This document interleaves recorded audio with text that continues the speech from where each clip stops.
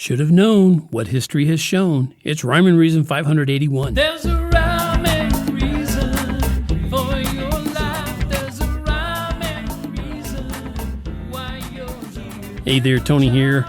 And the last few episodes here have been sort of little snippets of things that I've been, giving a little insight into what I've looked at and listened to and heard about and read about online. And during this past week, I read a lot of news stories and social media posts about the way our American presidential election has progressed, or should I say regressed. And it really has struck me how many people on both sides were surprised and are surprised at what's gone on, what's happened. But there's a certain group of people that I'd say this to, and here's what I would say to you. You should have known this could happen. You should have known, especially if you're a Christian. In fact, history shows this to be true over and over. And I got an example. All right? Let's just go with this for a minute. Close your eyes and see if you can get this picture in your mind, okay? A whole nation of people from thousands of years ago are slaves to another nation. And they've been that way for hundreds of years at this point. Generations of them have been born into and worked their whole lives and died in this slavery. That's just, gosh, it's terrible. What a miserable existence. But those people, the people as a whole, were eventually freed from slavery, and they were taken out of that miserable existence with a promise of glorious life in another land. But just not long after they got out of there, things got a little challenging.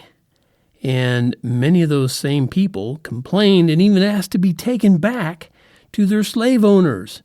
At least they had a routine. Hey, might be a slave, but, at least I know what I'm doing on it.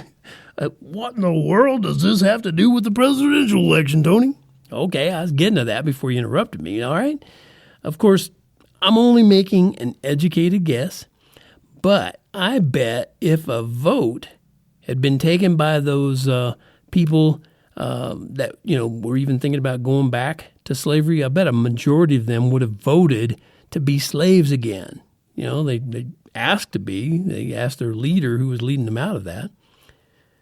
And there are a lot of other stories like theirs. I mean, the world is filled with people who hate God, so these stories come up throughout history.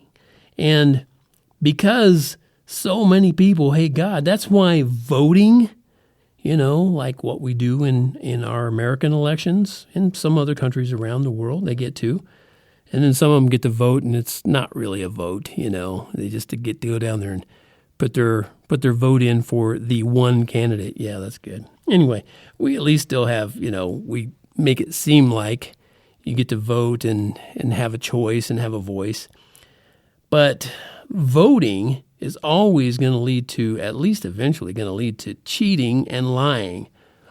Oh, am I wrong? Do you think none of that's going on? Well, it's going on because the majority of people in the world, they reject their own salvation. They don't want it. No. So, of course, why wouldn't they reject all other sensible decisions?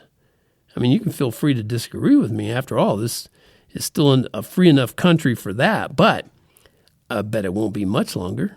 Not right here in America. And I don't think it'll be much longer till we're not able to freely voice a Christian opinion like I'm doing right now. At least not without retribution, and it eventually will get way more than just, harsh words. Retribution will be punishment, censorship. No, they would never do that, would they? Censorship? No, they wouldn't do that. Persecuting people who disagree with them, making them do things they don't want to do that's against their religion. Nah, that wouldn't happen. Can you say bake a cake? And a lot of that would be because Christians allowed it. And of all people, they're the ones who should have known better. I hope and pray that time will prove me wrong. in that I'll get to sing a brand new song about the way my fellow Christians say how Jesus helps us freely save the day. All right, I'll leave you with that, as I always leave you with something, right? And this is Tony from the Rhyme and Reason podcast, brought to you by TonyFunderburk.com. Go over there to that merch tab, that merch tab, and tap on the tab, and get that t-shirt that says, "Life has rhyme and reason because God made you." There's a